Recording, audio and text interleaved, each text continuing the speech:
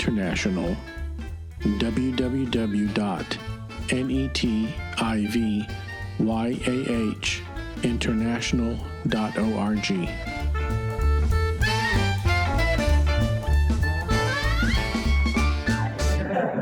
Aaron the high priest would be envious of me to speak in a building like this. He only spoke in a tent. And I really feel very impressed, even though I just saw it passing by. I'm sure that it's more magnificent than the temple in Jerusalem was. And I'm not saying that as a joke. It's a fantastic building. I'm very, very happy to be here. I chose this year to speak about different things than I usually do. When I speak, I come here in the last 3 years, I've come to this lectureship. I've spoken about Jewish things and about Israel and about evangelism, Jewish evangelism and things like that. And I decided to get off of this thing lest people think that I have a hobby. Which I don't, but since there's not many people in the churches of Christ who are involved in the things that I'm involved, then I had to speak about them. But now I want to speak about things that are a little bit more general from a biblical point of view. The Haggai Principle.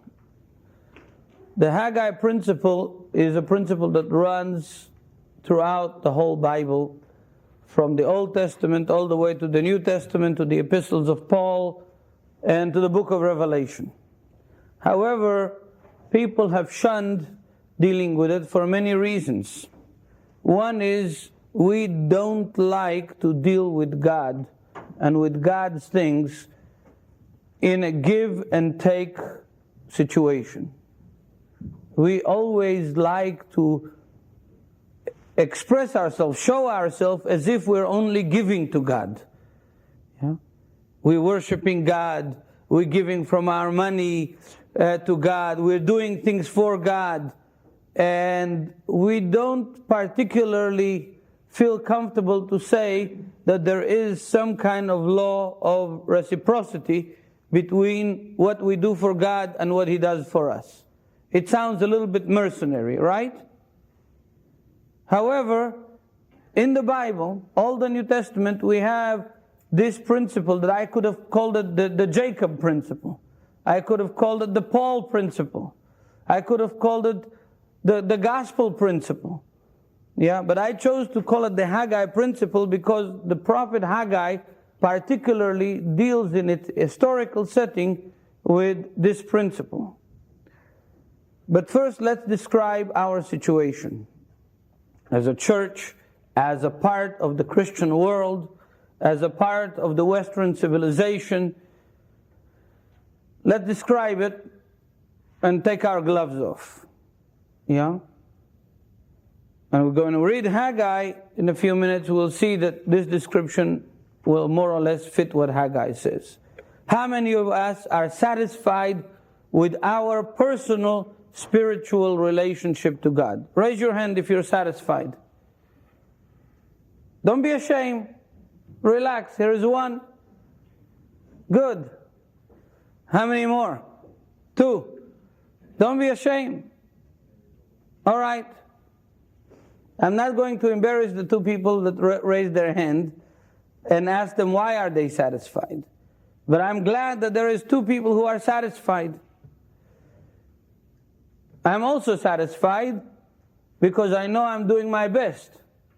And I know that I don't rely on my own power, but on the grace of God. And the power that He gives me and lives in me through the Holy Spirit to do His will. In that way, I'm also satisfied. Yeah.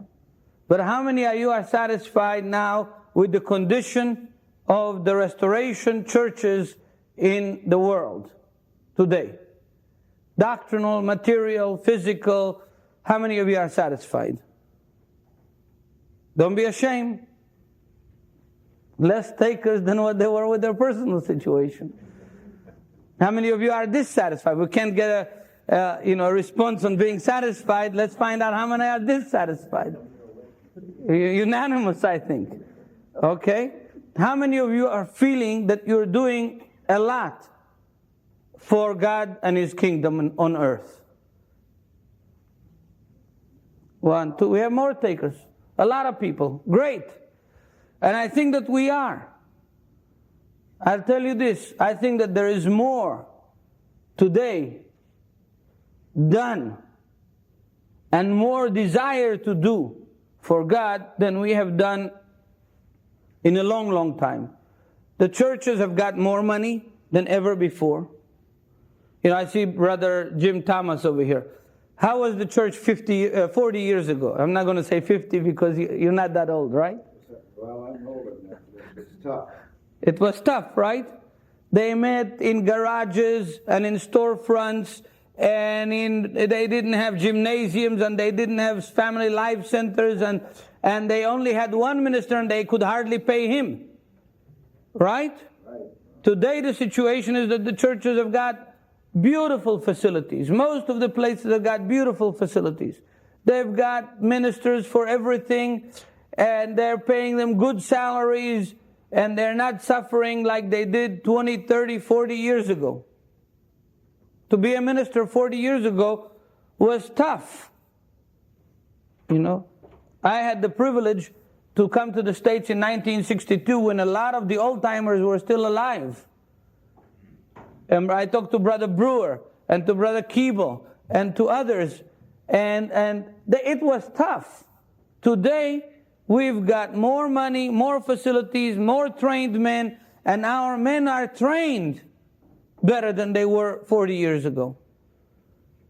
I remember in the 1962 when they were talking that we had only about a handful, less than a dozen people with PhDs in ministerial related subjects in the whole churches of Christ in the early 60s. Less than a dozen people with PhDs.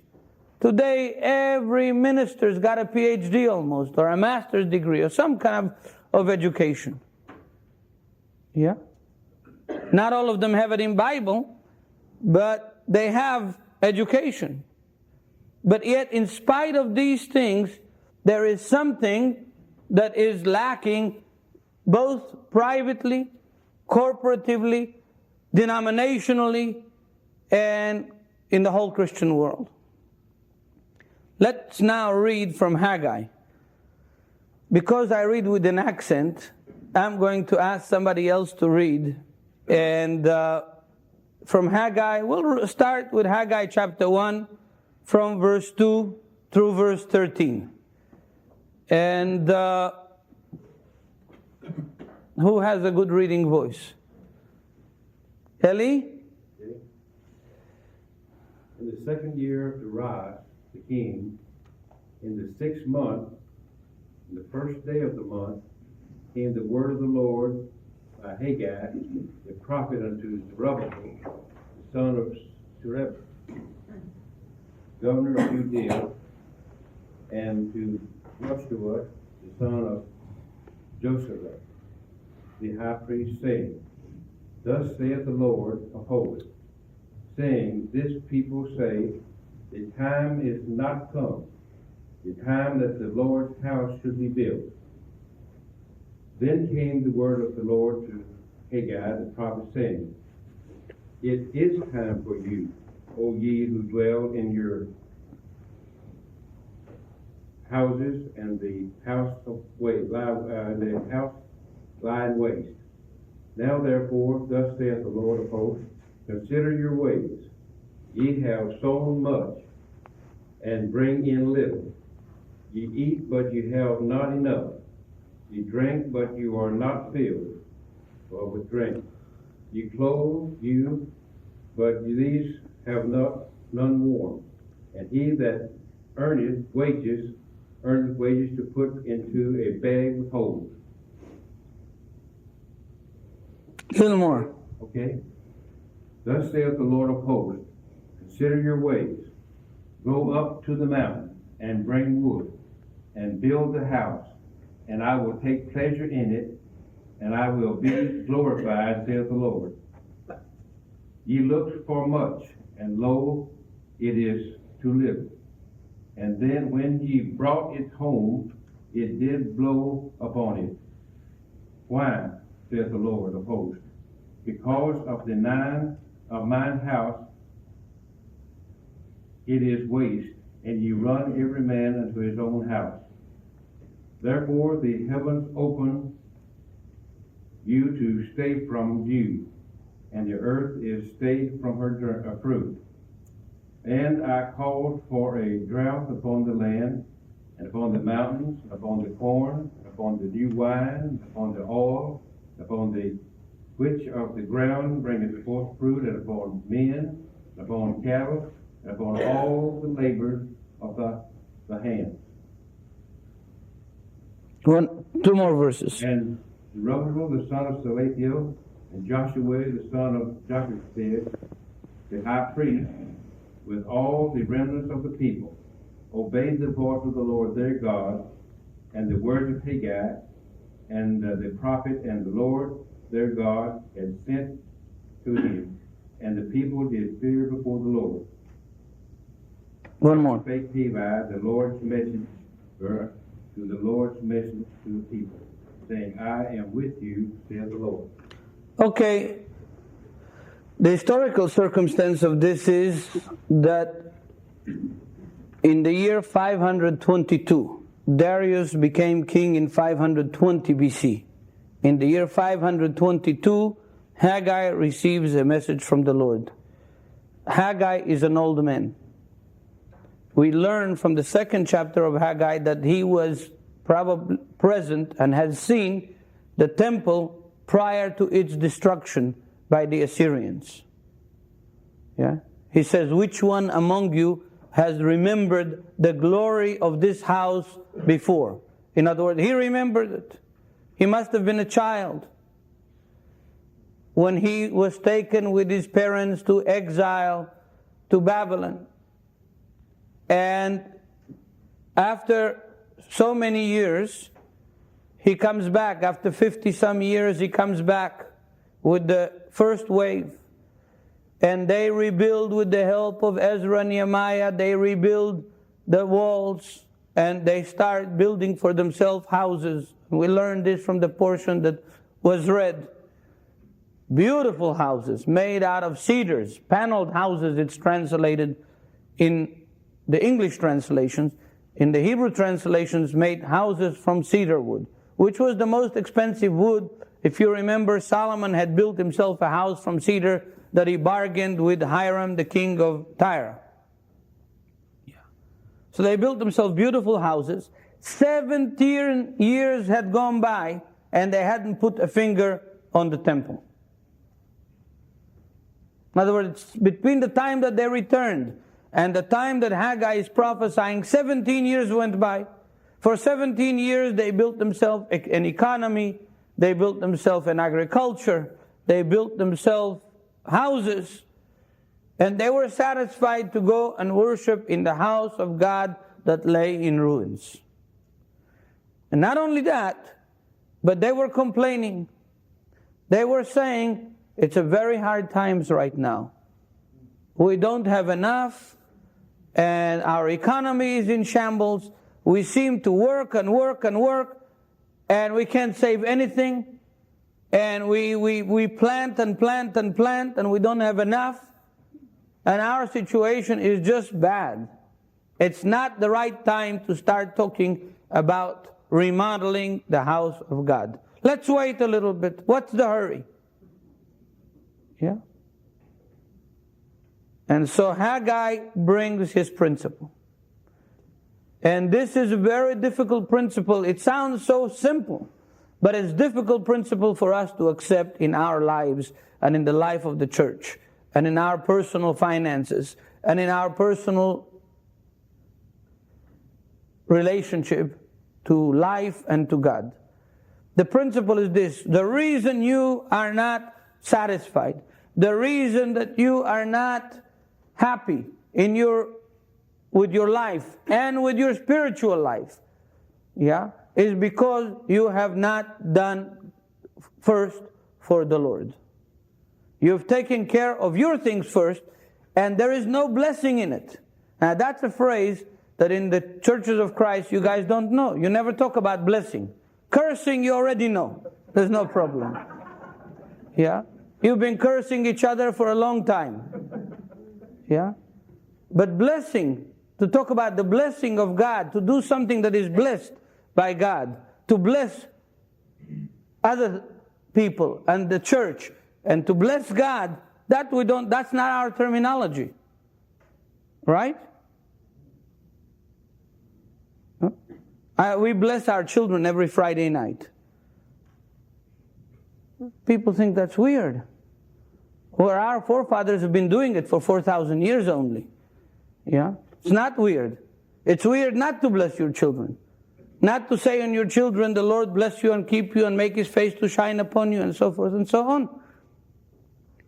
It's a tradition that all Jewish people should do. Yeah? But anyway, here we are. Whatever they were doing wasn't blessed by God. They were planting and weren't getting enough. They were building and it wasn't a blessing. They were putting money in their pocket as if their pocket had a hole. How many of you have experienced that? Yeah? Even if you don't have a hole in your pocket, you have a hole. Right? And so that's what they were experiencing. It wasn't that they were lacking, but whatever they had wasn't being blessed. Later on in chapter 2, he says, you were filling your barn with 50 tons of wheat. By the time you came back, the wind had blown 20 tons away. Yeah? You only found 20. In other words, that was the problem. And this is the problem of inflation. In inflation isn't that people don't have money, but that whatever money they have isn't enough to buy whatever they need. In Israel, we experienced a few years back 600% inflation a year. Yeah? I mean, you wake up in the morning and you find everything in a totally different price than what you were. The gasoline yesterday you paid like that, today you pay like that. Yeah? The bread, the milk, everything, every day. So we experience financial inflation, and there are countries in the world that still have hundreds of % inflation, like Brazil and Argentina and others. Yeah? But when we experience it financially, all of us scream to high heaven. Yeah? One missionary, I'm not going to tell you his name, came, he had 2 containers, big containers. I don't know, how many feet, but big, like from that wall to that wall. Not from that wall, but from this edge of this wall to that wall.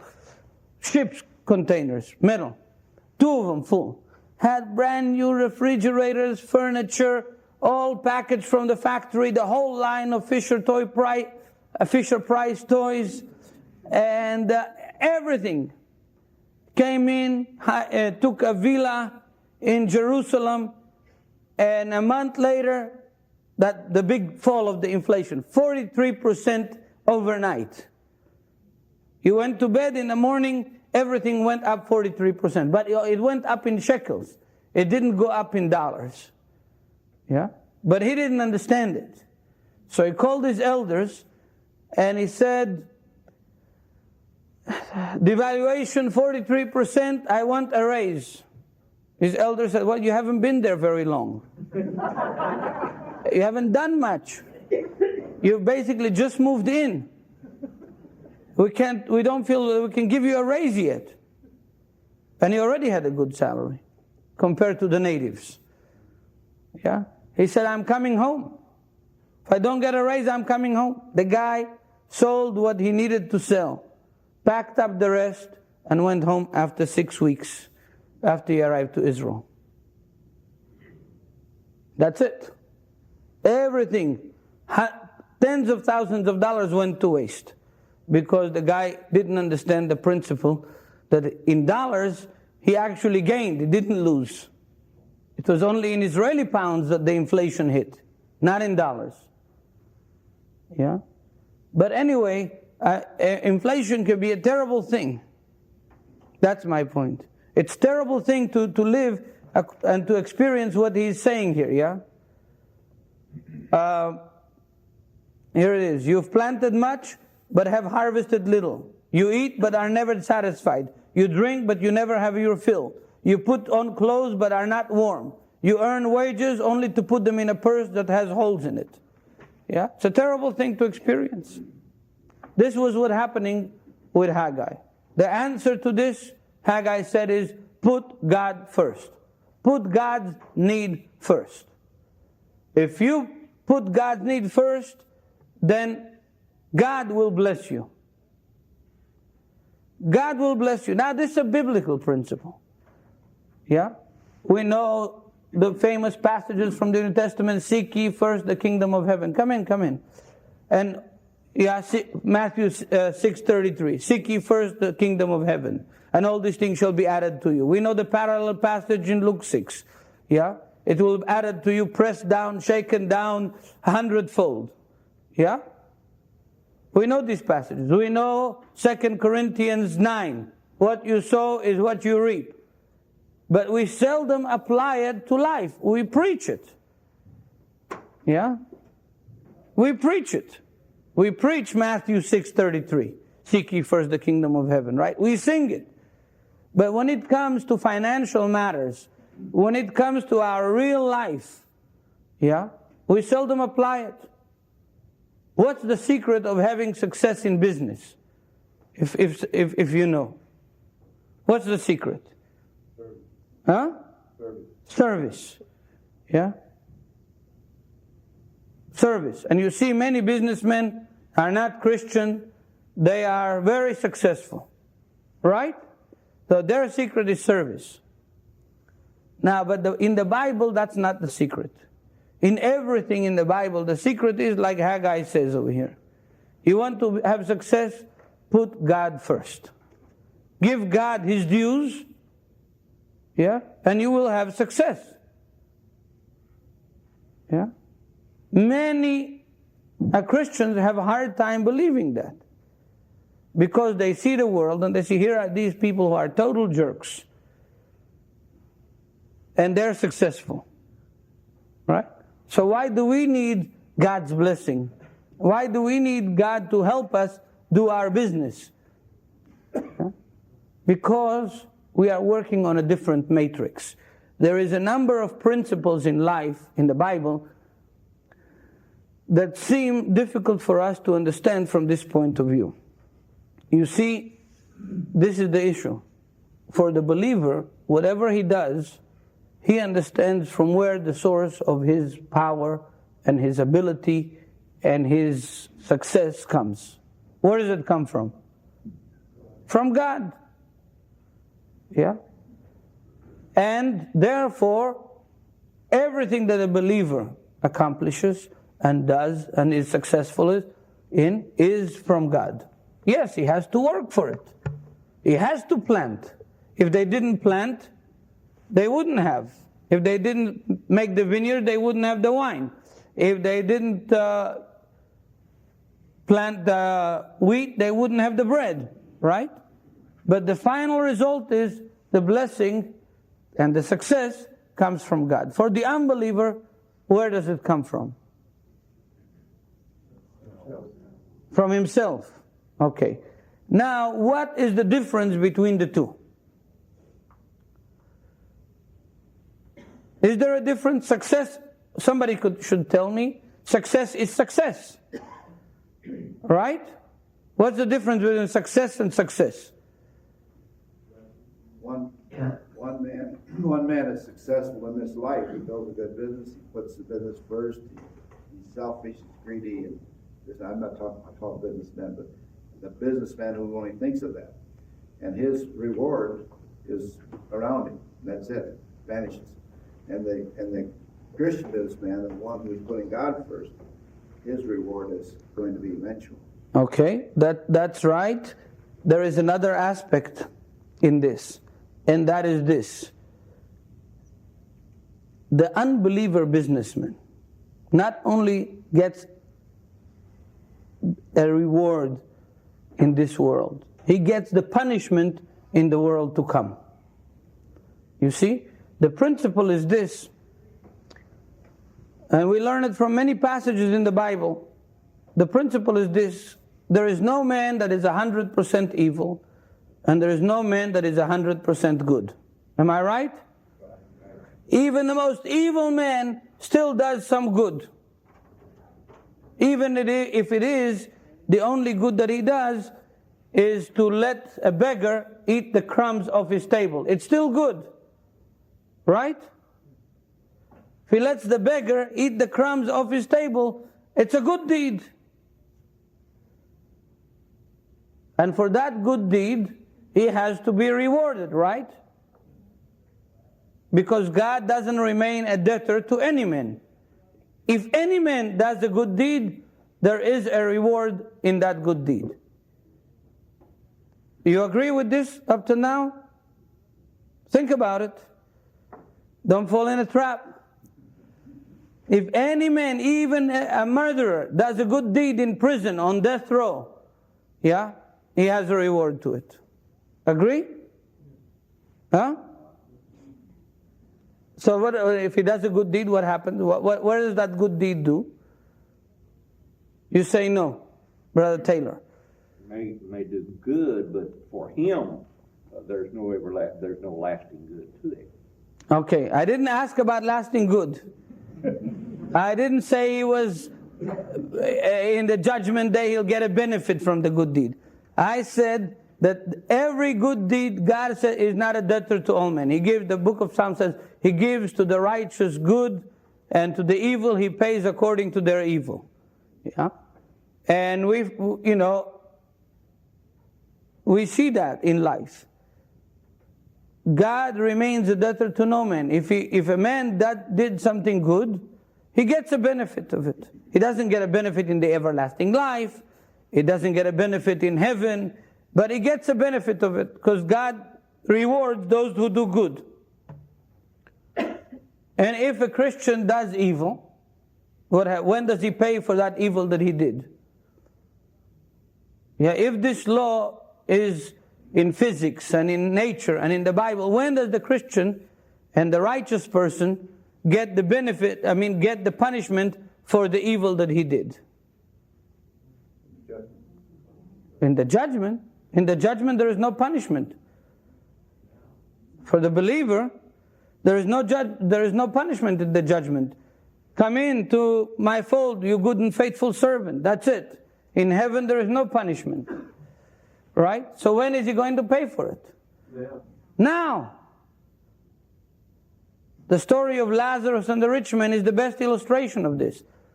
Abraham tells the rich man, yeah, he says, you have already received your reward in your lifetime.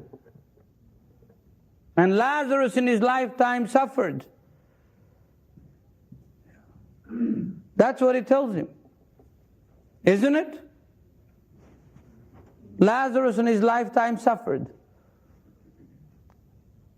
So this is the principle. And it applies spiritually and physically and in every aspect of our lives. Yeah? That the psalmist asked this question, and the book of Job also asked it 4 times, not once. Why do the righteous suffer and the evil prosper in their ways? Yeah? It seems like a totally unfair world. In a world where everybody is dishonest, and in a country like Israel and the other countries in the Middle East, it's not unusual. The usual is that everybody tries to rip off the government. And it's not frowned upon by society. Yeah? If you can do it, God bless you. You know. That's the attitude of both the Arabs and the Jews in Egypt and in Israel and in Jordan and in all the Middle Eastern countries. If you can do it and get by with it, God bless you. You know. U.S. too. Huh? But not as bad. But it's unfair. I have many of our brothers in Israel telling me, what you're telling us to do is unfair. You are taking the competitive edge out of our business. Yeah? That's the competitive edge, according to them. And if you're telling us that we can't do it because we are believers, then you're taking our competitive edge from our business. Don't care. You see? Because the bottom line is this: the evil get their reward in this world. You think of all the passages in the Gospels that tell you that, and you'll be amazed how pervasive this principle is. The righteous get their punishment in this world. When they come before God, they totally rely on His grace. Yeah? Now, back to Haggai and his principle. So what Haggai is telling them is, if you want to solve your problems, if inflation is, put God's house first. Pay God His dues, like Malachi says. Yeah? Pay God His dues, and He will bless you. It's a doctrine that people have a hard time feeling. In other words, the first intuition is that, can I do a deal with God? Can I strike a deal with God and say, God, all right, I need $1,000. If I give $100 in the contribution, can you give me $1,000 on Monday? Yeah, that's the first intuition, and it sounds terrible, right? But it doesn't work that way. It doesn't work that way. Why? Why doesn't it work that way? Help me.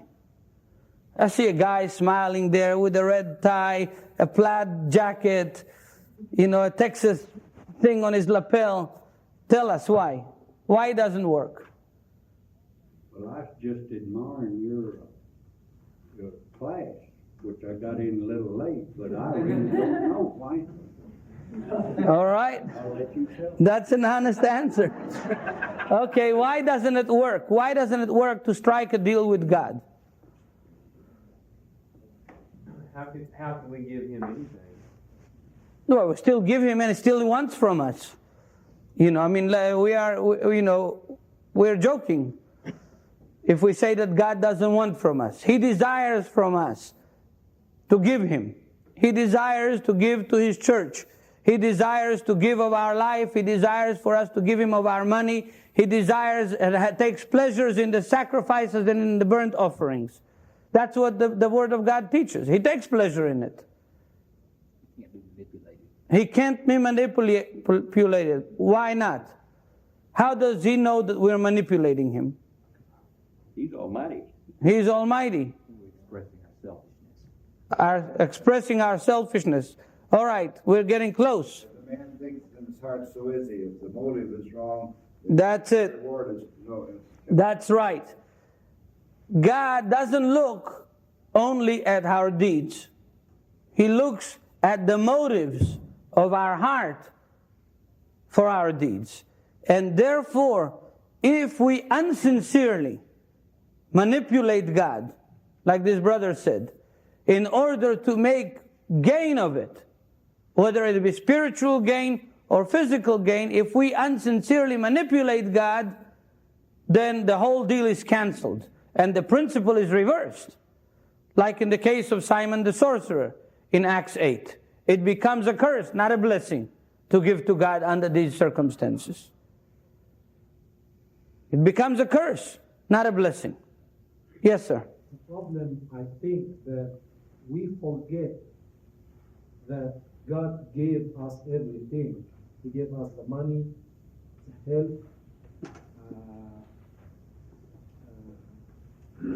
life, everything. So sometimes we deal with God according to the economical systems, economical worldly systems. And we think that because we must give Him to take from Him, which is wrong. He gave us everything, and He's still giving us everything. And when we give back to Him, we express our gratefulness to Him. Not we are expressing taking and giving. That's right. And this man is absolutely right. And that's what David says to God in his prayer, David's prayer in 1 Chronicles 29. Yeah, when David prays to God for God to grant him and his son Solomon the privilege to build the temple in Jerusalem.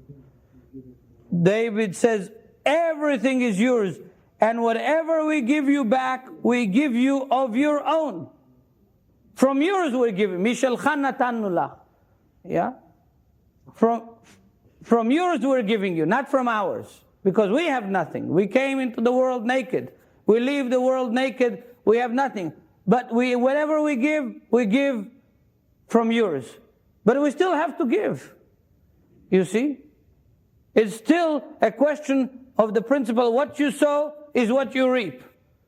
That's what Paul says to the Corinthian church in the 2 Corinthian letter. What you sow is what you reap. There is a law that works all in physics and in nature.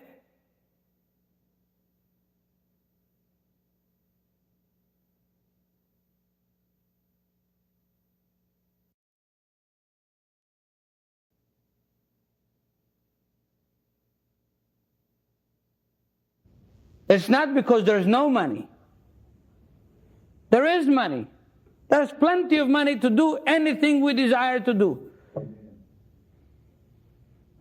Yes, the financial situation in Texas is bad. The oil fields are dried. Yeah, I understand this. But we have gotten to the place that the people of Israel did in the days of Haggai. That's where we've gotten to the place. We've gotten to the place that we give God our change. And I'm not talking about money. We give God our leftovers. And I'm not talking about money. I'm talking about lives. Yeah? I'm talking about lives. The people that went to do evangelism and mission work at the end of World War II were not people who didn't accomplish anything already in the States. They were the best that went. There were people who already were presidents of colleges. Yeah? There were people who were very successful evangelists in their own home country. Only then they went somewhere else to do evangelism. Yeah? Today, who goes? Who wants to go?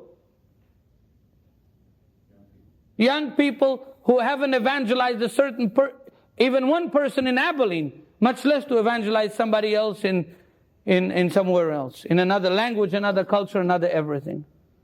Yeah? We're giving God our leftovers, financially and as far as the best of the church. And that's what the problem is. And there's never going to be a blessing. There's never going to be a blessing. We have done a lot and not get the benefit of it spiritually. We have built and not filled the buildings. We have done all kinds of things. It's not that we're not doing, but there is no blessing in it because of the motives and the attitude behind of what we do. Yeah? It's all not only in the church. The whole of the American religious scene has gone from the old-time religion to the good-time religion.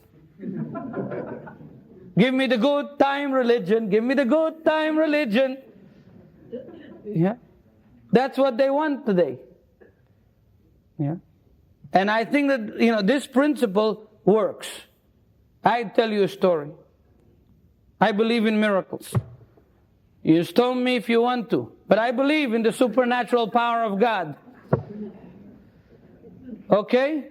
But I was in 17-and-a-half-year-old, 18-year-old, and I graduated from Georgia Christian School. And one of the people that took care of me while I was here was a man by the name of Elmer Morgan. He preaches outside of Dallas at Rockwall. He used to be the preacher of the South Miami Church of Christ in the 60s. And he took me up and made his home my home. When I graduated from high school in Georgia Christian, in Valdosta, I went down in the summer to work as his associate. And it was time to go to college. And in high school, I met Lucian Palmer's son, who was next door to me in the dormitory. And I managed to get scholarship to go to Michigan Christian School. And when I left Israel, I had nothing. I mean, everything I had in the world could have filled this box. And that's all. A little satchel. I didn't have clothes. I didn't have shoes. I had been 2 years in a high school working and paying my way through high school. And I had $4.10 Sunday morning. And I had to get to Michigan. And the preacher, Elmer, made a special appeal for some deal. I don't forget what it was, an orphanage or something else, on Sunday morning. And he made a special appeal, and and I gave $4, all the money that I had, in the contribution plate. I didn't calculate anything. After church Sunday, I started hitchhiking toward Michigan with 10 cents in my pockets. Finally, Sunday night, around 7:30 in the evening, I arrived in Jacksonville, Florida. Well, the only person I knew in Jacksonville, Florida was Eddie Couch. And I picked up the phone to the church with the 10 cents I had. Phone calls used to be 10 cents at one time. And I called Eddie. He said, right after church, I have to go to a dinner party. I can't come and pick you up to spend the night. But I will send somebody. You wait right at the entrance to the bus station. I will send somebody to pick you up and find you a place to sleep tonight. Fine. I wait. After about half an hour, this beat-up little Corvair comes in, and this very large woman comes out of that little Corvair. I mean, you had to use a shoehorn to put her back in there. Yeah. But anyway, she says, my name is Miss McGee, and I live alone. And I can't take you to sleep in my house, but I'll take you to my sister's house. Fine. We drive. We get to this mansion. What I tell you, mansion. Fabulous mansion. They're the Cavert family in Jacksonville, Florida. The McGee family in Jacksonville, Florida. And they take me to this room. Coming from Israel, I didn't dream there was such things in the world. And the butler comes in and says, you will have to have a dinner jacket for dinner. What dinner jacket?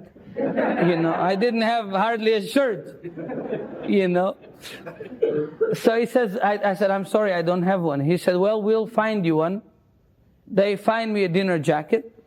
And I come down to dinner with a dinner jacket. They dressed me up. And I hear these guys talking. Now, these are Christians.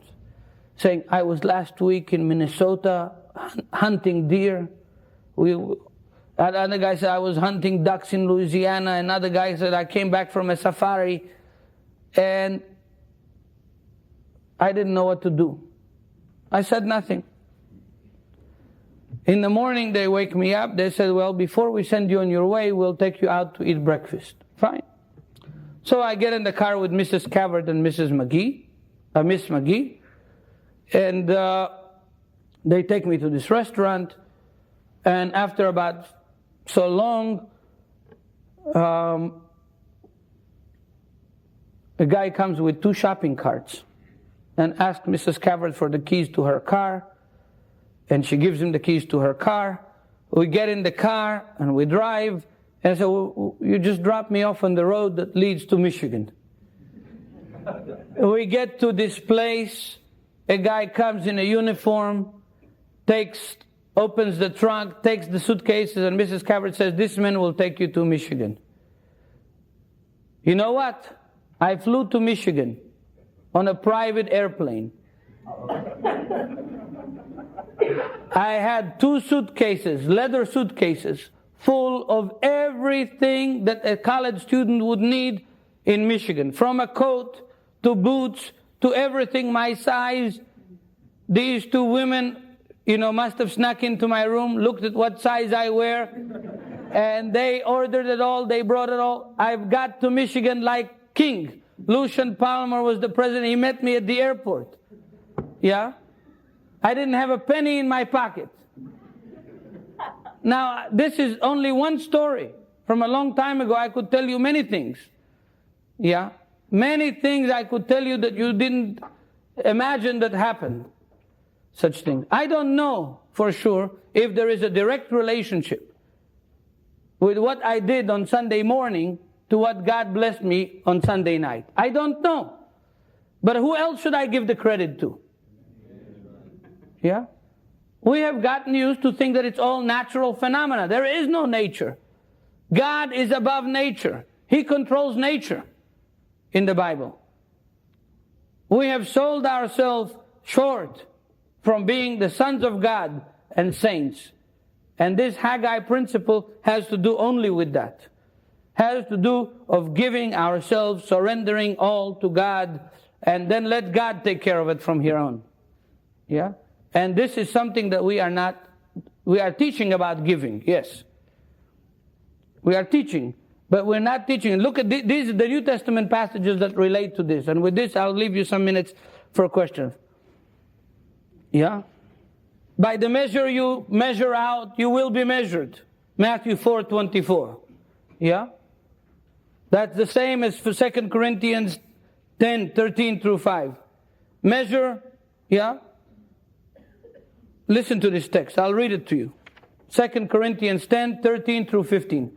But we will not boast of things without our measure, but according to the measure of the rule which God had distributed to us, a measure to reach even unto you. For we stretch out ourselves beyond our measure, as though we reach not unto you. For we are come as far as to you also in preaching the gospel of Christ, not boasting of things without our measure, that is of other men's labors, but having hope with your faith in increased. When your faith is increased, that we shall be enlarged by you according to our rule to our rule abundantly. What Paul is saying in simple words is that we have blessed you, and we have done more than the measure that is normally to be done. And we expect you, brothers, to do the same for us. And as you are being blessed, yeah, by God, and you increase, we expect you to increase to us. He's talking about support here for himself. That's what Paul is talking about himself. He says, as you are blessed by God, we expect you to do according to that measure. Yeah? That's what he's talking about. But in the previous chapter, he said, by what you sow, that's what you reap. In the direct relationship. Yeah? And you see the Romans too. By the grace given to every man, that is what is expected of him also. Yeah? We ought not to think more highly than ourselves than we ought to. In other words, we ought to measure ourselves to what we can, what we cannot do for God, and do what we have to do. Yeah, for God. All these things fall in line with the Haggai principle. Now, this is a complex, much more complex subject than you think. It's not a sermon about giving. It's not a lesson about giving. It's a lesson about the relationship, the principle by which God deals with His children from Genesis till Revelation. I'm going to open up for questions. We've got 9 minutes. According to my watch, or less. Yes?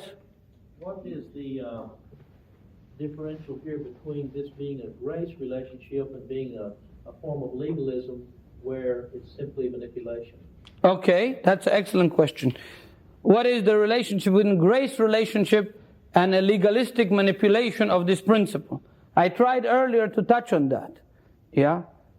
The believer, when he does for God he does because he owes God. Like this man said, I think it's from Egypt, right? Yes. Okay. Only because you were sitting by LE, I knew you were from Egypt. But the relationship is this. That's what he had said too.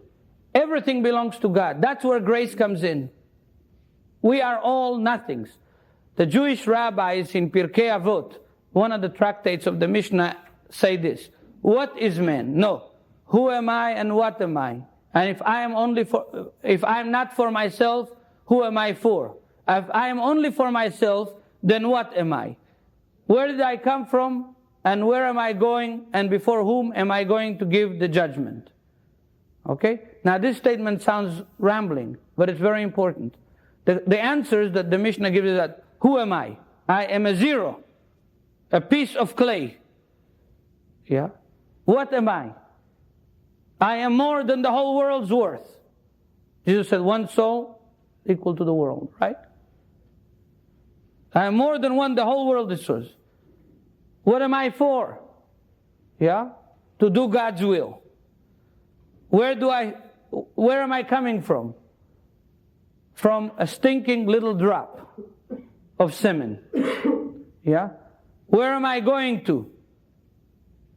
To the dust of the earth. Before whom am I standing? Before the judge and creator of the universe. That paradox, that on the one hand we are nothing, and on the other hand the whole world was created for us, is where the Christian, between these 2 points, the Christian constantly moves. On the one hand, he is the son of the king, son of God. Christ died for him. On the other hand, he is nothing. So grace comes in this, that we recognize that we are nothing. We are nothing. We are a stinking drop. Yes? On the other hand, we are the king's children, and we have debts to give. It's not, it's a debt. According to Malachi, the Haggai Principle in Malachi, if you don't give God His dues, you are stealing from His storehouses. Yeah? So that's the situation. It's not legalism at all. Those that know me will tell you that I'm not legalistic at all.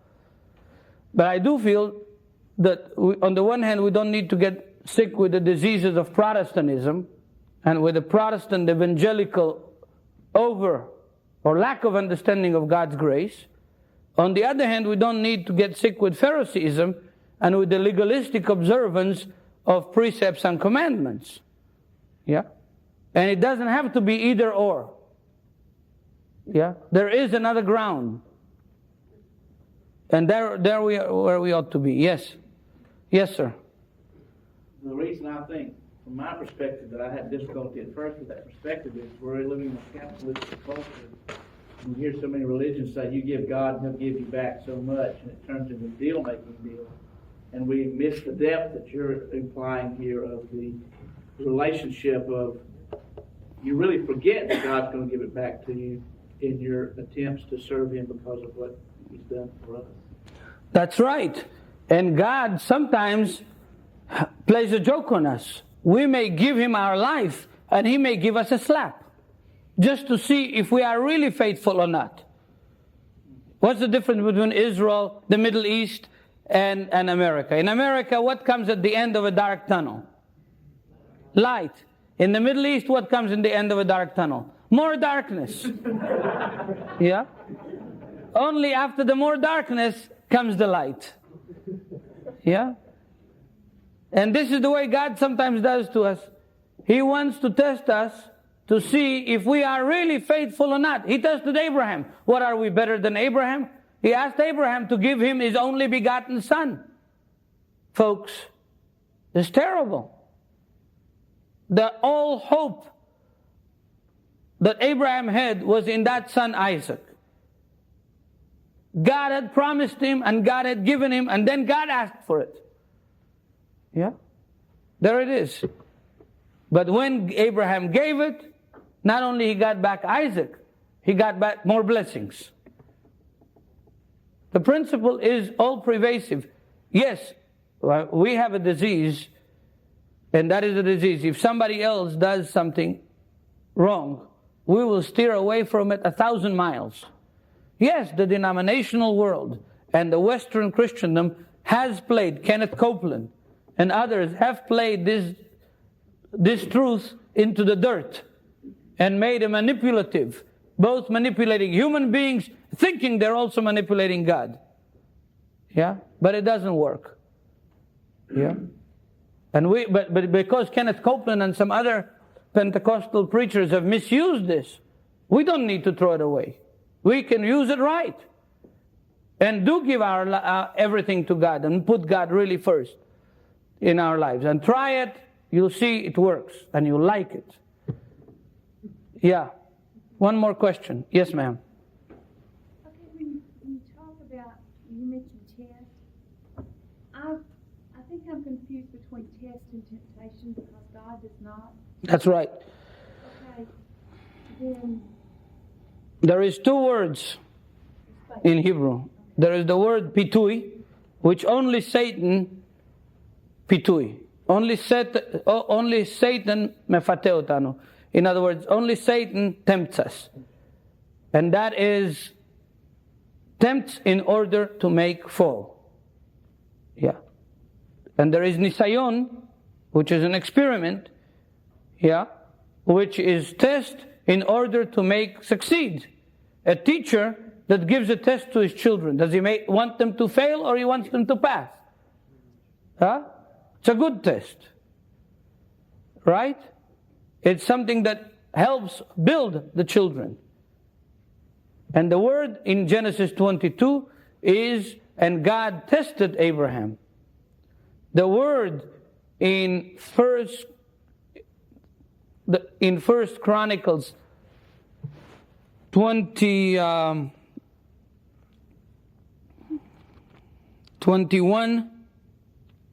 just a minute, I'll tell you for sure.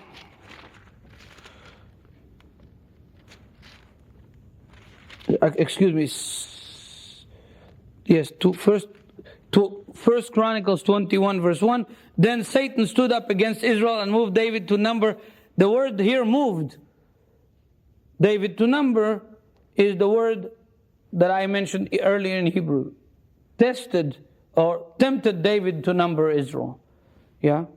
So this is a complicated passage, but here is the word, Satan tempted David to number Israel. Yeah? The strange thing is that the parallel passage in Samuel says God tempted David. Yeah? The difference between, exactly, the difference between the devil's temptation to Christ and temptation to Job. Mm-hmm. That's right. The difference between testing in order to prove and testing in order to make stumble. That's the difference. Yeah? And God doesn't test anyone to make stumble, but He does test us all the time to see that we stand. Yes? It seems that, for me, a clarification point would be in Isaiah, I think it's 58, where the people realize by God's mercy there is a cause and effect. That by obedience and submission, God responds to that. But in that portion on fasting, they begin to use fasting to create the effect. That's right. Jimmy is right. There is cause and effect between God and His children. The minute we lose that, we become falsely religious, Pharisees, legalists, or throw away the whole thing. Because let's be admitted, we all, whatever we do, we calculate the cause and effect. Yeah? And God works with His children and always has worked with the cause and effect. Otherwise, sin would mean nothing and atonement would mean nothing if there is no cause and effect. So there is cause and effect, but the minute we start calculating the cause and the effect, that's where we're wrong. So please. Yes? Define then the difference between the biblical concept of cause and effect and the Buddhist law of reciprocity. Okay. I don't know much about the Buddhist law, but I can tell you about the biblical law. Yeah? The biblical law of cause and effect is this. One is realization that we are totally dependent on God. And therefore, we've got no rights. All our rights are from God. Yeah, we have no inherent rights or privileges. All of our rights are from God. The second thing is God's grace prevails because the Messiah paid the price. Yeah? In other words, the benefit that we have is that we have already put the check in the bank, so to speak.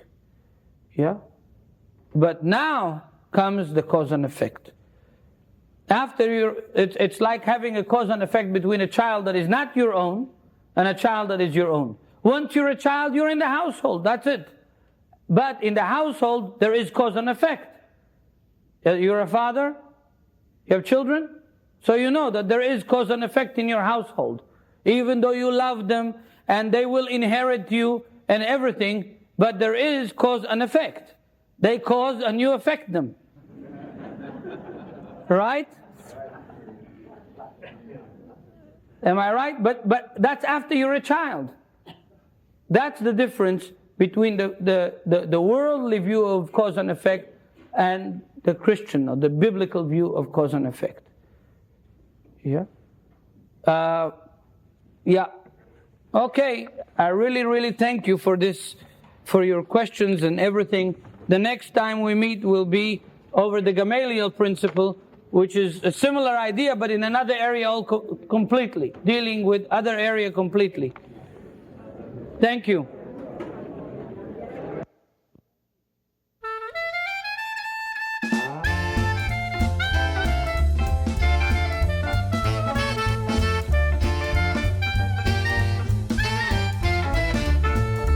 Netivyah International, www.NetivyahInternational.org.